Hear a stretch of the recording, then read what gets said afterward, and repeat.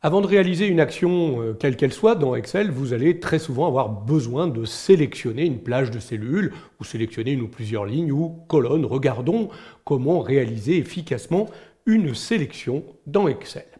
Première chose déjà à savoir, c'est que pour pouvoir sélectionner correctement, vous devez bien repérer le curseur de votre souris. Regardez, pour sélectionner, vous devez avoir ce curseur représenté par une grosse croix. Vous l'avez quand vous êtes au milieu de la cellule. Faites très attention, il suffit que vous soyez, vous voyez ici, sur le coin inférieur droit de la cellule et le curseur n'est plus le même, c'est une petite croix fine, ou si vous placez sur une bordure, comme je le fais ici, de la cellule, vous avez cette fois-ci les points cardinaux avec une flèche. Là encore, ce n'est pas le curseur de sélection. Le curseur de sélection, c'est cette grosse croix que vous avez dès lors que vous êtes au milieu d'une cellule. Pour sélectionner une cellule, c'est facile, on clique tout simplement sur la cellule qu'on veut sélectionner. Vous voulez sélectionner la cellule A4, vous cliquez sur A4. Mais si vous voulez sélectionner les cellules A5 jusqu'à A16, dans ces cas-là, vous cliquerez au milieu de la cellule A5 et vous laisserez votre doigt appuyé sur la souris et vous ferez glisser la souris jusqu'à A16. Vous avez sélectionné ici une plage de cellules qui va de A5 à A16. Vous voyez que quand une plage est contiguë, je pourrais aller par exemple de A5 et aller ici jusqu'à H16 par exemple, ou de A3 jusqu'à H16. Voilà comment on sélectionne une plage de cellules adjacentes. Notez que vous pourriez aussi, si vous voulez sélectionner de A5 jusqu'à A16, cliquer sur A5, maintenir la touche Maj enfoncée et cliquer sur A16. Vous avez sélectionné de A5 jusqu'à A16. C'est une autre technique pour sélectionner une plage de cellules adjacentes. Attention, si votre plage est très importante, regardez par exemple ici, j'ai un très grand tableau.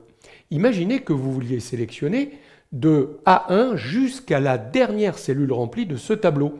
Il vous suffirait dans ces cas-là de vous placer dans la cellule A1 et d'appuyer sur la combinaison de touches CTRL, Maj et flèche en bas. Vous allez sélectionner de la cellule où vous étiez jusqu'à ce qu'il rencontre une cellule vide vers le bas.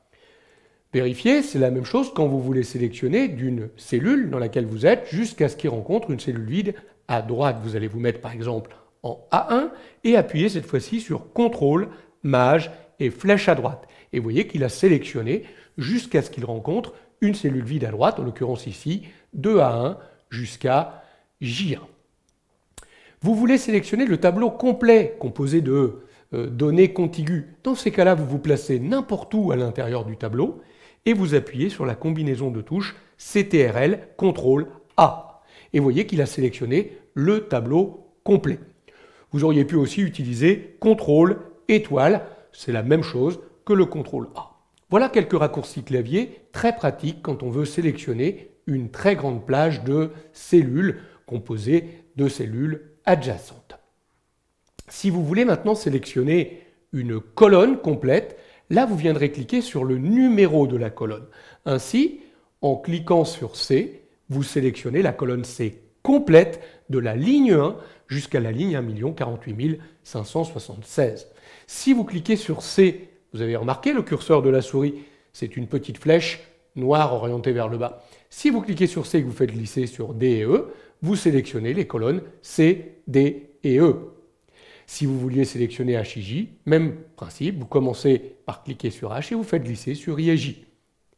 C'est la même chose pour les lignes. Imaginez que vous voulez sélectionner les lignes 3 à 5, vous cliquez bien au milieu du numéro de la ligne 3 pour avoir cette petite flèche noire orientée vers la droite, et là vous cliquez et vous faites glisser sur 4 et 5.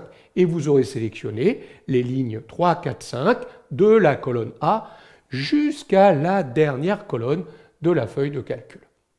Dernier élément, si vous cliquez ici à l'intersection au-dessus de la ligne 1 et à gauche de la colonne A, vous allez sélectionner l'ensemble de la feuille de calcul, les 17 milliards de cellules de la feuille de calcul. Voilà différentes techniques vous permettant de sélectionner des cellules, des lignes ou des colonnes dans une feuille de calcul Excel.